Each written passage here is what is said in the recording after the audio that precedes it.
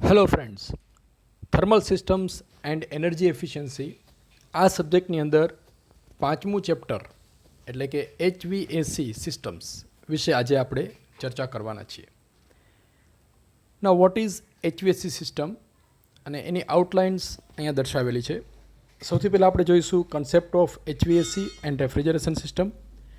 Then we will discuss selection criteria for suitable refrigeration system, then load calculation for refrigeration and air conditioning, and then after solved examples which will be asked in GTU exams. Now what is concept of HVAC and refrigeration system? H stands for heating, V stands for ventilation, and AC means air conditioning. This is full form of HVAC. હવે સમજવા માટે આપણે એક example લઈએ. ધારો કે બે system છે, સિસ્ટમ એ અને સિસ્ટમ બી. એ સિસ્ટમનું ટેમ્પરેચર 40 ડિગ્રી સેન્ટીગ્રેડ છે અને બી સિસ્ટમનું ટેમ્પરેચર 60 ડિગ્રી સેન્ટીગ્રેડ છે. હવે તમે મને સમજાવો કે અહીંયા હીટનો ફ્લો કઈ ડાયરેક્શનમાં થશે? ઓબ્વિયસલી ફ્રોમ બી ટુ એ, કારણ કે અહીંયા ટેમ્પરેચર વધારે છે અને અહીંયા ટેમ્પરેચર ઓછું છે, એટલે આ ડાયરેક્શનમાં નેચરલી હીટનો ફ્લો થશે. ધારો કે આપણે ઉલટું કરવું છે, આ ડાયરેક્શનમાં એ ટુ બી હીટનો ફ્લો કરવો છે. એનું ટેમ્પરેચર 40 છે, બીનું ટેમ્પરેચર 60 છે, એટલે કે જે બોડીનું ટેમ્પરેચર ઓછું છે ત્યાંથી હીટ ઉપાડવી છે અને જે બોડીનું ટેમ્પરેચર વધારે છે ત્યાં આગળ હીટને આપણે છોડવી છે. તો શું કરવું પડે? Yes, external work is required for doing this exercise. તો આ જ કંઈક ડેફિનેશન છે રેફ્રિજરેશનની. That is flow of heat from a body at a lower temperature to a body at a higher temperature using some external work is called as refrigeration system. અને જે બોડીનું temperature આપણે ઓછું મેન્ટેન કરીએ છીએ એને કહેવાય રેફ્રિજરેટેડ સિસ્ટમ. અને આ પ્રોસેસ માટે આપણે જે ડિવાઇસનો ઉપયોગ કરીએ છીએ અથવા જે સિસ્ટમનો ઉપયોગ કરીએ છીએ એને કહેવાય રેફ્રિજરેટિંગ સિસ્ટમ અથવા રેફ્રિજરેટર. તો આ થઈ રેફ્રિજરેશન સિસ્ટમની definition.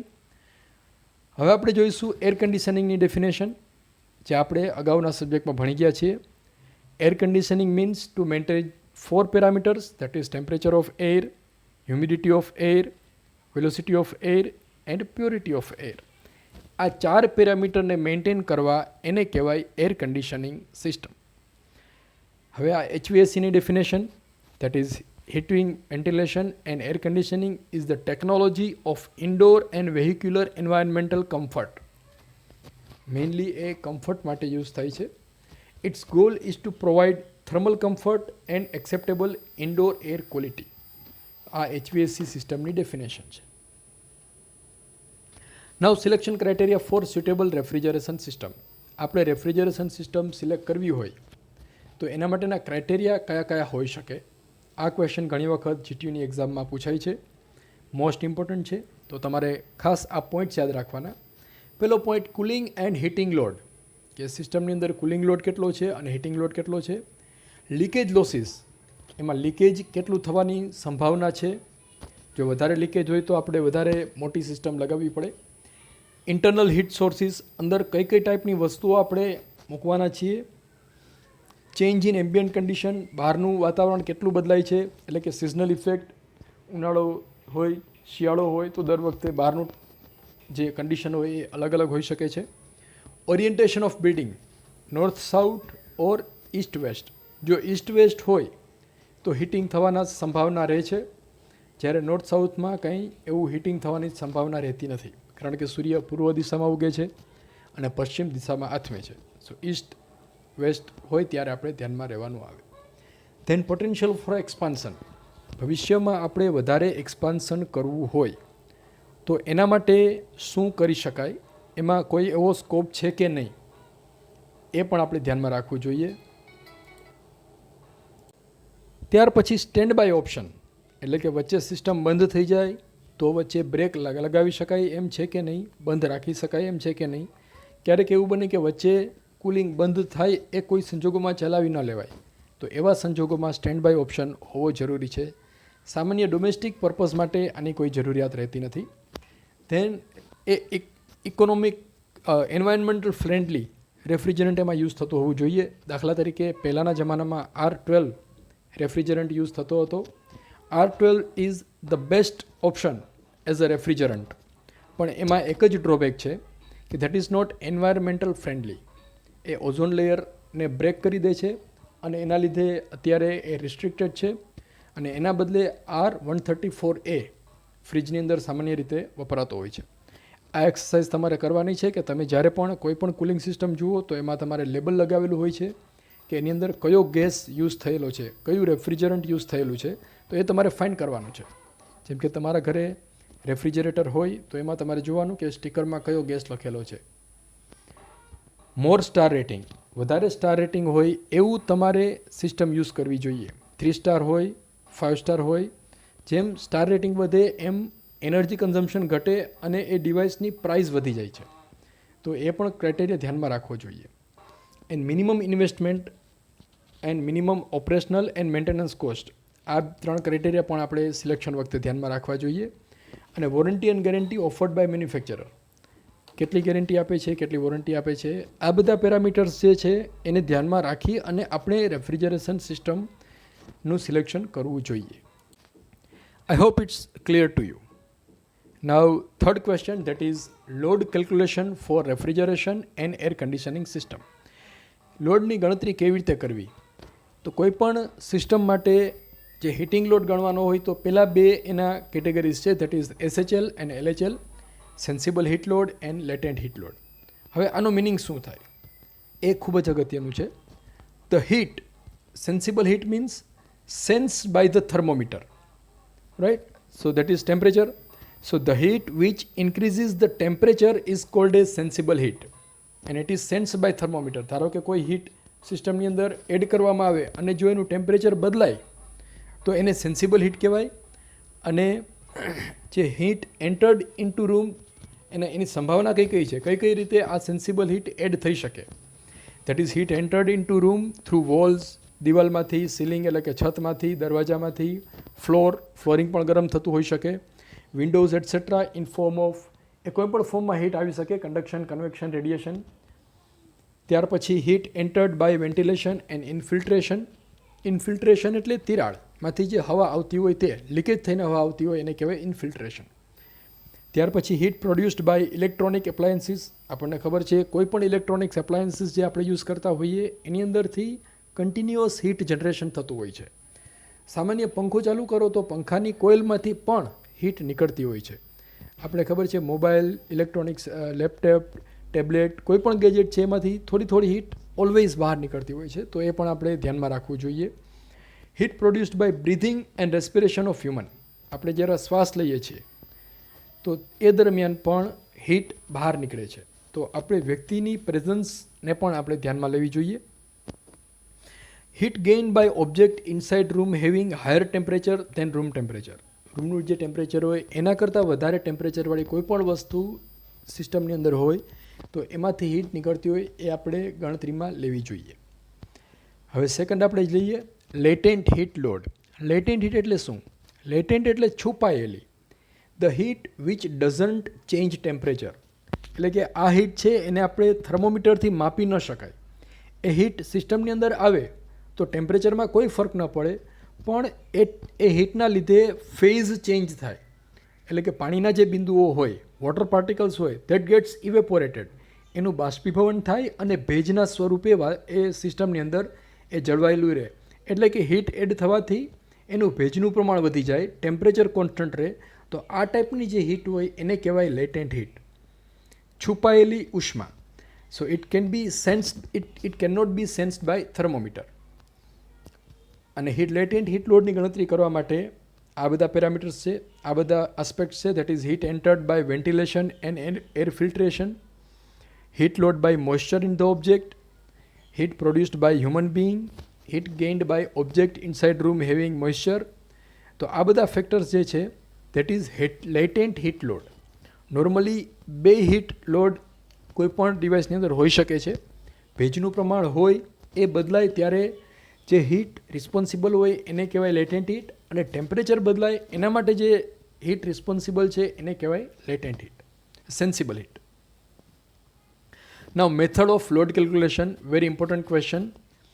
Decide outside and inside condition. સૌથી પહેલાં બહારની અને અંદરની કન્ડિશન શું છે એ તમારે દર્શાવવાની. ત્યાર પછી calculate heat load through walls, Windows, doors. એટલે કે આપણે ગણતરી કરવી છે લોડની, તો કેવી રીતે કરવી, તો એના માટેની આ મેથડ છે. Calculate heat entering from glass, walls, ceiling, roof etcetera. Calculate heat gain in room by infiltration. then calculate heat load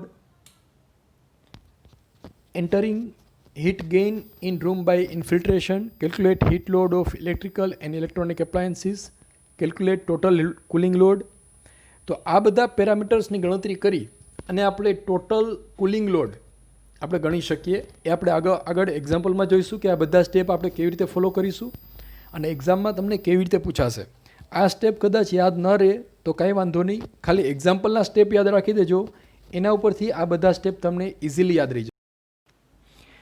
હવે આપણે જોઈશું selection of indoor design condition. એટલે કે કોઈ પણ કન્ડિશન ઇન્ડોર સ્પેસ હોય એના માટે કયા કયા પેરામીટર્સ મેન્ટેન કરવા જોઈએ. પહેલો પેરામીટર છે inside temperature. That should be about 25 degree centigrade and relative humidity should be 25%.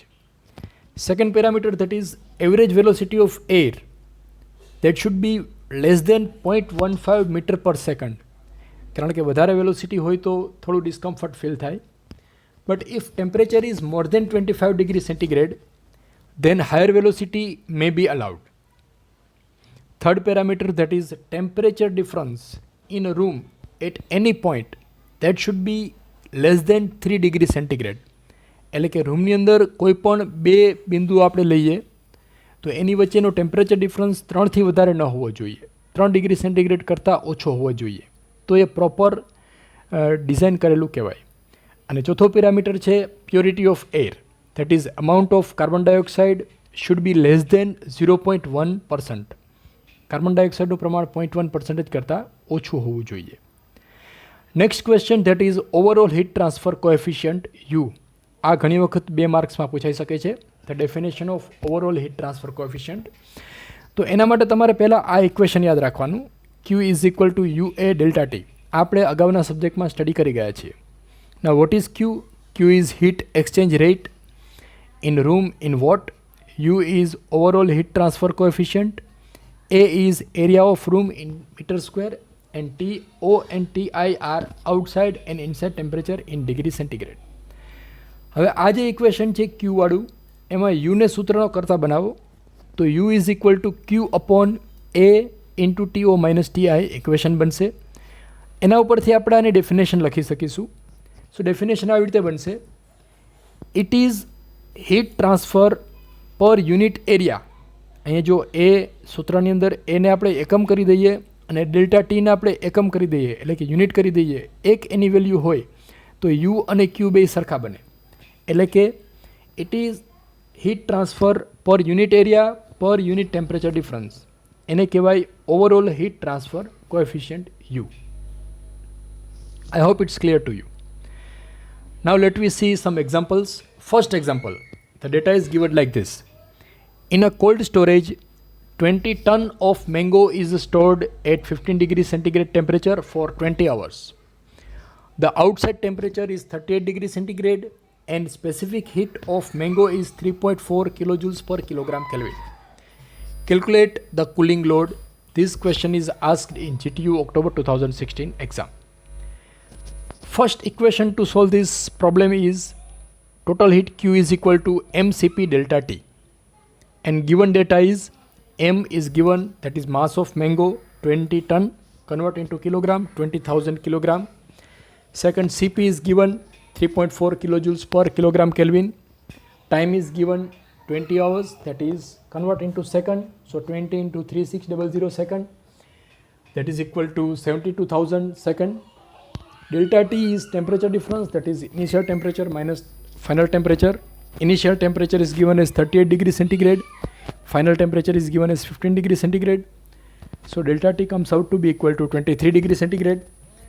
Now put the values in this equation. Q is equal to mCp delta T. M is 20,000 kilogram.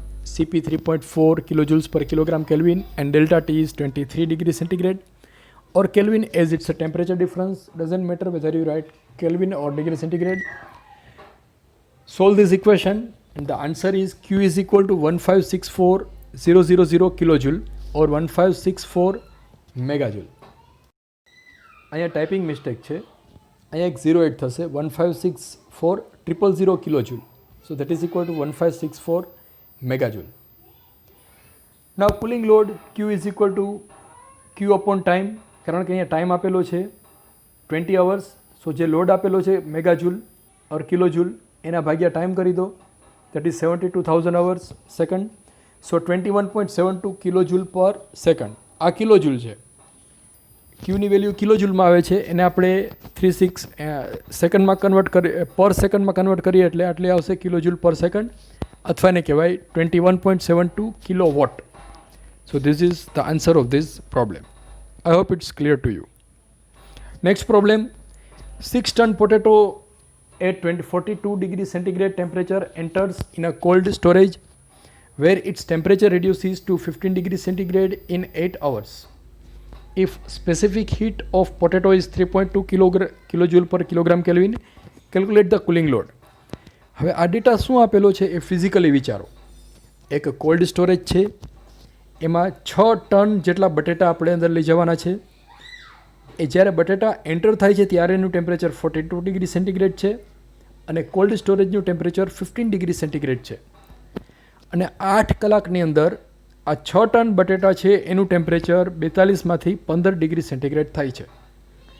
તો આપણે એનો cooling load find કરવો છે, તો કેવી રીતે કરશું? તો ડેટા આપેલો છે, આપણે પહેલાં આવી રીતે લખવાનો, માસ of potato 6000 kilogram, Cp is given as 3.2 કિલોજૂલ પર કેલ્વિન, કિલોજૂલ પર kilogram kelvin, time is given 8 hour, that is 28800 second, and delta T, that is temperature difference, is 27 degree centigrade. Now cooling load is equal to mCp delta T upon time. આ એક સૂત્ર યાદ રાખો તો આ ટાઈપના કોઈ પણ એક્ઝામ્પલ તમે ગણી શકો. બધી વેલ્યુ મૂકી દો. Cooling load is equal two mass 6000 kilogram into Cp 3.2 કિલોજૂલ પર kilogram kelvin into delta T 42 minus 15 divided by time, that is 8 hour converted to second, 8 into 3600 second. So answer comes out to be equal to 18 kilojoule per second or 18 kilowatt. So it's a very simple example. 18 kilowatt એનો final answer આવશે. 4 માર્કમાં આ problem પૂછાઈ શકે છે. તો I hope you will be able to solve this problem. Now third problem, a theatre having seating capacity of 100 persons, outside condition is 30 degree centigrade and 50% RH, inside condition is 20 degree centigrade and 60% relative humidity. Air required is 0.25 meter cube per minute per person. Find out sensible heat, latent heat and total heat and sensible heat factor. આ 4 parameter આપણે find કરવાના છે. અહીંયા એક theatre આપેલું છે જેની અંદર 100 લોકો બેસી શકે છે. બહારની કન્ડિશન અને અંદરની કન્ડિશન આપેલી છે. તો આ ટાઈપના પ્રોબ્લેમમાં સૌથી પહેલું સ્ટેપ આવશે outside air infiltration, that is QM.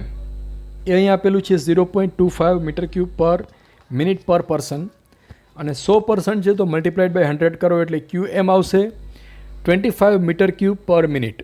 આ પહેલું સ્ટેપ કોઈ પણ આ ટાઈપના એક્ઝામ્પલ પૂછાય ત્યારે આવી રીતે ગણવાનું, QM. Now step number 2, sensible heat load, QS is equal two this. હવે આ તમારે યાદ નથી રાખવાનું. આ ડેટા શીટની અંદર આપેલો છે, એક્ઝામમાં પણ તમને આપવામાં આવશે. એમાં જુઓ, તમે ડેટા શીટ ખોલો, એમાં આપેલું છે sensible heat load QS is equal to 20.43 multiplied by QM TO minus TI watt. અહીંયા W લખેલું છે, W stands for watt, W કોઈ એન્ટિટી નથી. અહીંયા આપણે કિંમત મૂકીએ, 20.43 મલ્ટીપ્લાઇડ બાય QM આપણે ફાઇન્ડ કરેલું છે 25 મીટર ક્યુબ પર મિનિટ, મલ્ટીપ્લાઇડ બાય TO અને TI આપેલા છે 30 અને 20. So QS comes out to be equal to 5107 watt. તો આ પહેલું સ્ટેપ થશે. Step number 2 or step number 3, latent heat load QL. તો આ ઇક્વેશન પણ તમારે યાદ નથી રાખવાનું, એ પણ ડેટા શીટમાં આપેલું છે. તમારે સીધી વેલ્યુ મૂકવાની છે. W0 અને WI એ સાયક્રોમેટ્રિક ચાર્ટમાંથી આપણે લેવાનું છે. એ કેવી રીતે લેવાની એ આપણે એક્ઝામ્પલ પૂરો થાય પછી જોઈશું. હવે અહીંયા બધી વેલ્યુ મૂકી દો. 49.1 multiplied by QM that is 25 multiplied by WO minus WI that is 13.36 minus 8.77. Calculation કરો એટલે આન્સર આવશે 5634 watt. That is answer number 2. તો બે પેરામીટર આપણને મળી ગયા, sensible heat, latent heat. Now third parameter that is total heat. તો obviously total heat બરાબર આ બેનો સરવાળો QT is equal to QS plus QL. તો એ આવશે 10,741 watt. That is answer number 3. And fifth step that is sensible heat factor that is equal to QS upon QS plus QL that is QS upon QT. આ બેનો ratio. તો એની value આપણે ઇક્વેશનમાં મૂકો એટલે sensible heat factor આવશે 0.4754. That is answer number 4. So I hope this problem is clear to you. હવે આપણે જોઈએ આ WO અને WI કેવી રીતે ફાઇન્ડ કરવું. તો એના માટે અહીંયા આપણે સાયક્રોમેટ્રિક ચાર્ટ દર્શાવેલો છે. એ સાયક્રોમેટ્રિક ચાર્ટની અંદર આઉટસાઇડ કન્ડિશન મૂકેલી છે 30 ડિગ્રી સેન્ટીગ્રેડ એન્ડ 50% RH. તો એ ચાર્ટમાં કેવી રીતે મૂકવું. તો 30 ડિગ્રી સેન્ટીગ્રેડ ટેમ્પરેચર અહીંયા આપેલું છે. જો અહીંયા એક્સ એક્સિસ ઉપર ટેમ્પરેચર આપેલા છે 20, 25, 30, 35. તો 30 આગળથી ઊભી લાઈન ડ્રો કરવાની આવી રીતે આમ, અને ક્યાં સુધી લંબાવવાની. તો અહીંયા આગળ જો આ કર્વડ લાઈન આપેલી છે લાલ કલરની, એમાં એ જે કર્વડ લાઈન આપેલી છે એમાં પર્સન્ટેજ આપેલા છે. એમાં જ્યાં આગળ 50% RH આવતું હોય, જો અહીંયા 50% RH આવે છે, તો ત્યાં સુધી આ લાઈનને લંબાવવાની. તો અહીંયા આગળ આવશે બરાબર.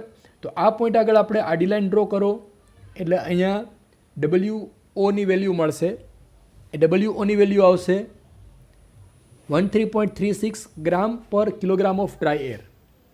That is gram of water vapour પર કિલોગ્રામ ઓફ ડ્રાય એર. તો આ થઈ ગઈ WOની વેલ્યુ ફોર આઉટસાઇડ. એવી રીતે ઇનસાઇડ કન્ડિશન માટે ઇનસાઇડ કન્ડિશન આપેલી છે 20 ડિગ્રી સેન્ટીગ્રેડ એન્ડ 60% RH. તો એમાં શું કરવાનું તમે વિચારો. અહીંયા વિડીયો પોઝ કરી દો અને તમારી રીતે વિચારો શું કરીશું. યસ, 20 ડિગ્રી સેન્ટીગ્રેડ ટેમ્પરેચર આગળનું જે પોઈન્ટ છે ત્યાંથી ઊભી લાઈન ડ્રો કરો. ક્યાં સુધી ઊભી લાઈન ડ્રો કરવાની. RHની વેલ્યુ 60% હોય ત્યાં સુધી, એટલે કે આ બીજી લાલ લાઈન છે ત્યાં સુધી. ત્યાંથી આડી લાઈન ડ્રો કરો એટલે WIની વેલ્યુ મળશે ધેટ ઇઝ 8.77 ગ્રામ પર ગ્રામ ઓફ વોટર વેપર પર કિલોગ્રામ ઓફ ડ્રાય એર. તો આ થઈ ગયું WIની value. I hope it's clear to you. આ ચાર્ટ તમારે લેવો હોય તો આ લિંક આપેલી છે એના ઉપર ક્લિક કરશો અથવા એ વેબસાઇટ વિઝિટ કરશો એટલે તમને આની કેલ્ક્યુલેશન દર્શાવશો. Example number 4. A classroom details are given below. Find out total cooling load. Outside temperature is given as 40 degree centigrade and 25% RH. Inside temperature 23 degree centigrade and 55% RH. And ventilation air is 300 meter per minute. અહીંયા આગળ outside અને inside condition આપેલા છે.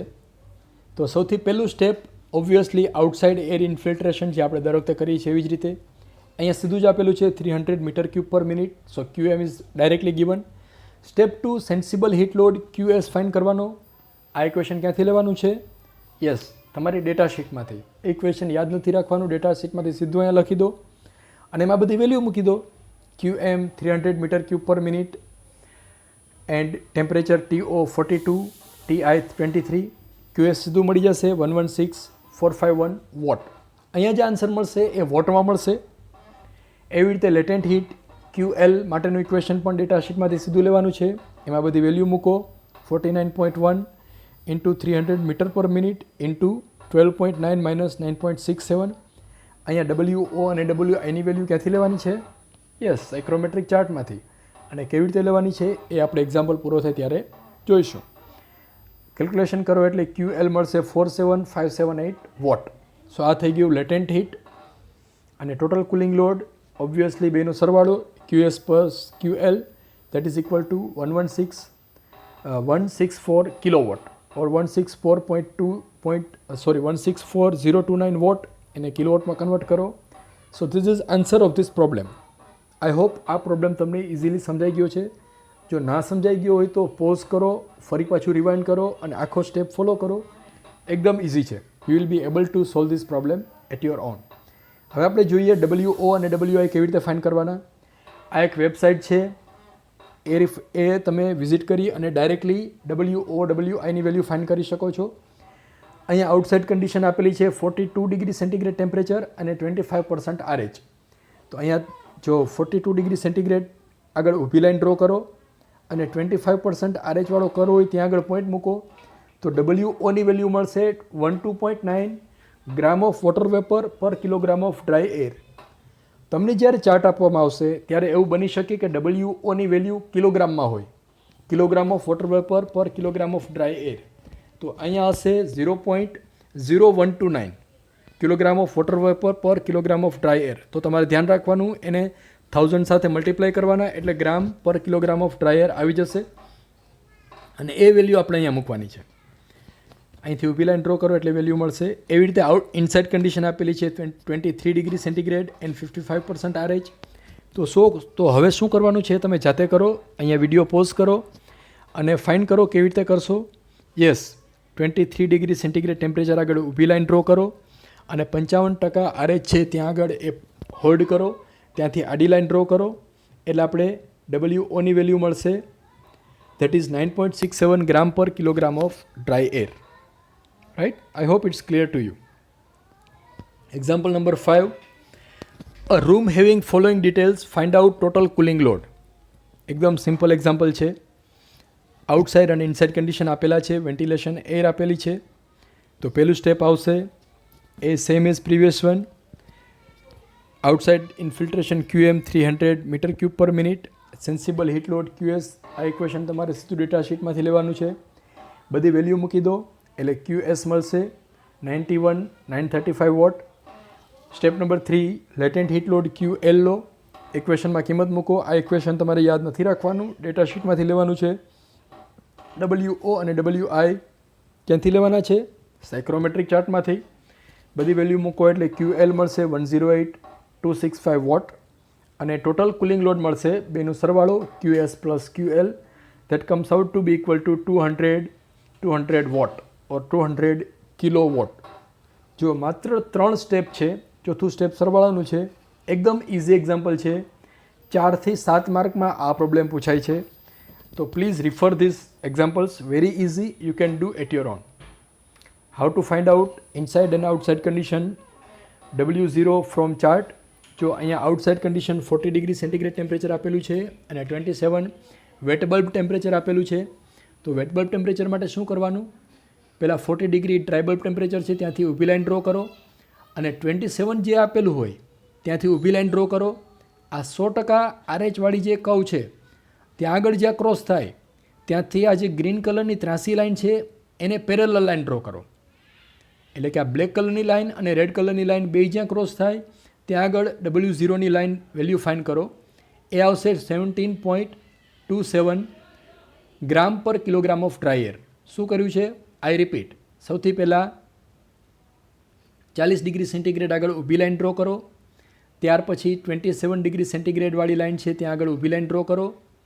હવે એ 100% RHની value છે જે curve છે એને ટચ થાય ત્યાંથી આ જે ગ્રીન કલરની લાઈન છે એને સમાંતર લાઈન ડ્રો કરો. બ્લેક લાઈન અને રેડ લાઈન જ્યાં ક્રોસ થાય ત્યાં આગળ વેલ્યુ ફાઇન્ડ કરો W0ની, that is 17.27 gram per kilogram of dry air. So that is WO. હવે એવી રીતે WI ફાઇન્ડ કરવા માટે ઇનસાઇડ કન્ડિશન આપેલી છે 25 ડિગ્રી સેન્ટીગ્રેડ.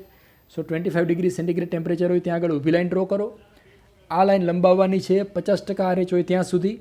ત્યાં આગળ WI ફાઇન્ડ કરો 9.95 gram per kilogram of dry air. I hope it's clear to you. Now example number 6. Now example number 6, data is given like this. એક theatre છે એમાં 500 લોકો બેસી શકે એવી કેપેસિટી છે. અંદરનું ટેમ્પરેચર આપણે મેન્ટેન કરવાનું છે 20 degree centigrade dry bulb temperature અને 60% RH. બહારની કન્ડિશન આપેલી છે 25 degree centigrade dry bulb temperature અને 50% RH. વેન્ટિલેશન એરની રિક્વાયરમેન્ટ છે 0.2 મીટર ક્યુબ પર મિનિટ પર પર્સન. તો આ ટાઈપનો પ્રોબ્લેમ પૂછાય એટલે પહેલું સ્ટેપ આપણે જેમ કરીએ છીએ તેમ જ outside air infiltration QM is equal to 0.2 meter cube per minute per person multiplied by number of person. અહીંયા 500 લોકો આપેલા છે તો 500 સાથે મલ્ટીપ્લાઇડ કરો એટલે QM મળશે, દેટ ઇઝ 100 મીટર ક્યુબ પર મિનિટ. રાઈટ, પહેલું step. Now second step, obviously sensible heat load QS, આ ઇક્વેશન ડેટા શીટમાંથી સીધું જ લેવાનું છે.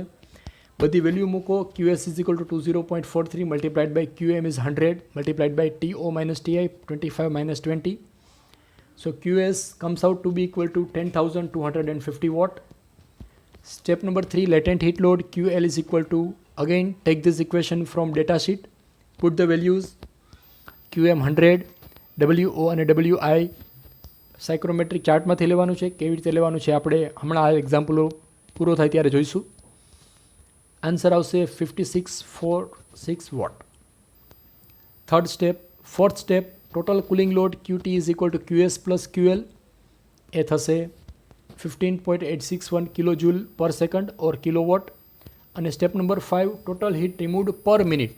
જો અહીંયા એક સ્ટેપ આગળ પૂછેલું છે, પર મિનિટ કેટલી હીટ રિમૂવ થાય છે, તો મલ્ટીપ્લાઇડ બાય 60 કરો. આ જે છે એ કિલોજૂલ પર સેકન્ડ છે, સો મલ્ટીપ્લાઇડ બાય 60 કરો એટલે પર મિનિટ આવશે 951.66 કિલોજૂલ. એવી જ રીતે સેન્સિબલ હીટ માટે પણ જે આન્સર આવે મલ્ટીપ્લાઇડ બાય 60 કરો એટલે 615060 જૂલ પર મિનિટ આવશે. અને લેટેન્ટ હીટને પણ મલ્ટીપ્લાય કરો 60 સાથે એટલે જૂલ પર મિનિટ આવશે. નાવ this is example for your homework. આ એક્ઝામ્પલ બધાએ ગણવાનો છે અને એની PDF, એનો ફોટો પાડી અને આન્સરનો અને મને વોટ્સએપ કરવાનો છે. ડેટા તમે વાંચી લો અને સોલ્યુશન, એનો આન્સર મેં અહીંયા આપેલો છે. એના સ્ટેપ્સ બધા તમારે નોટબુકમાં લખવાના છે. અને આ જ આન્સર ન આવે તો મને તમારે જે આન્સર આવે છે એનો ફોટો પાડીને મને મોકલવાનો છે. I hope it's clear to you. Now feel free to contact for any query. I hope you all understood everything. છતાં પણ ન સમજાય તો મને આ નંબર ઉપર વોટ્સએપ કરો. We will discuss the problem. Thanks for watching. Like, share and comment in YouTube.